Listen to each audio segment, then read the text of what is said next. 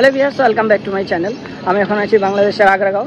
তোমরা যারা বাংলাদেশে আসছো MBBS পড়তে বা যে কোনো কাজে আসো না কেন, বাট আপনারা যারা ইন্ডিয়াতে যেতে চাইছেন এবং ভিসা প্রবলেম, আগারগাঁও কোথাও অফিসটা, সেটা আমি পুরো ডিটেলস দেখাবো। এই আগারগাঁও থেকে আপনারা ভিসা পেতে পারেন এবং কী প্রসেসে পেতে পারেন সেই সব আমি ডিটেলস দেখাবো।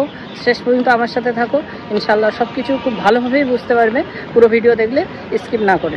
তো চলো ফার্স্ট আপনাদের আমি অফিসটা দেখাই। ইমিগ্রেশন ও পাসপোর্ট অধিদপ্তর প্রধান কার্যালয় এটা। তারপর আপনাদের ভিতরে এভাবে প্রবেশ করতে হবে।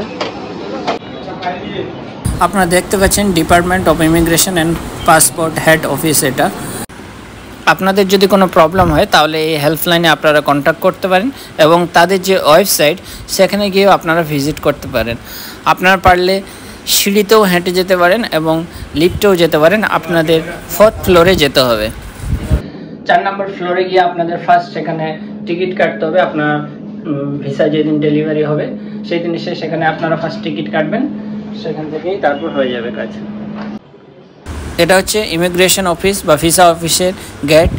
আপনি প্রবেশ করার পর ওখানে একটা এরকম মনিটর দেখতে পাবেন, সেখানে আপনাদের ফার্স্ট টোকেন কাটতে হবে। ভিসা ডেলিভারি করবেন না অ্যাপ্লিকেশন করবেন, তার জন্য টোকেন কাটতে হবে। এবার আমি অ্যাপ্লিকেশন করার প্রসেসটা বলি। অ্যাপ্লিকেশন করার জন্য তোমাদের visa.gov.bd এই ওয়েবসাইটে যেতে হবে এবং সেখানে গিয়ে যা ডকুমেন্ট তোমাদের লাগবে সেগুলো হচ্ছে recommendation letter, bonafide certificate, sponsorship certificate এবং passport copy with last visa page and arrival page.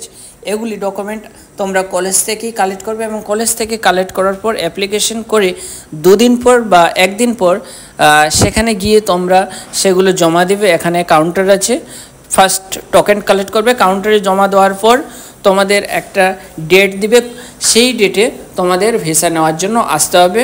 সেখানে গেলেই তোমরা সব প্রসেস জানতে পারবে এবং তোমাদের ওখানে যে গার্ড আছে ওদের বলবে, তারা তোমাদের অনেকটা হেল্প করবে। তার আগে বলে রাখি, যেগুলো ডকুমেন্ট তোমরা ওখানে সাবমিট করেছো সেই সব ডকুমেন্ট আবার তোমার পুলিশ ভেরিফিকেশনের জন্য সেই ডকুমেন্টই তোমাদের আবার সাবমিট করতে হবে। পুলিশ ভেরিফিকেশনের জন্য তোমাদের কল করবে এবং সেখানে গিয়ে তোমাদের সেই ডকুমেন্টগুলো আবার সাবমিট করতে হবে। তারপর তোমাদের একটা কলিং ডেট দিবে, সেই ডেটে তোমরা গিয়ে ভিসা কালেক্ট করতে পারো সেখান থেকে খুব সহজেই।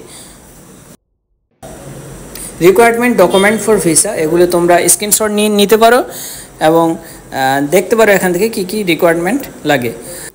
আর্লি মর্নিংয়ে তোমরা গেলে খুব ভালো হয়, কারণ সেখানকার ভিড় তোমরা দেখতেই পাচ্ছ।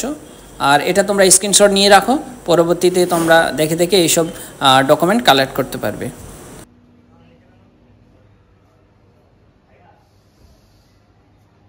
যাই হোক প্রিয় ভিউয়ার্স, আমি ভিসা পেয়ে গেছি এবং আমি যেই প্রসেসে আপনাদের বললাম এই প্রসেসে যদি আপনারা অ্যাপ্লিকেশন করেন এবং এখানে এসে সব প্রসেসিং করেন, খুব সহজে আপনারা ভিসা পেয়ে যাবেন। তো আজকের ব্লগ আমি এখানেই শেষ করছি। আর আমার ব্লগে যারা নতুন আছেন তারা অবশ্যই সাবস্ক্রাইব করে পাশে থাকবেন, তাহলে পরবর্তী ভিডিওর নোটিফিকেশন খুব সহজে পেয়ে যাবেন। তাহলে আজকে এখানেই শেষ করছি। সুস্থ থাকবেন, ভালো থাকবেন। Thank you.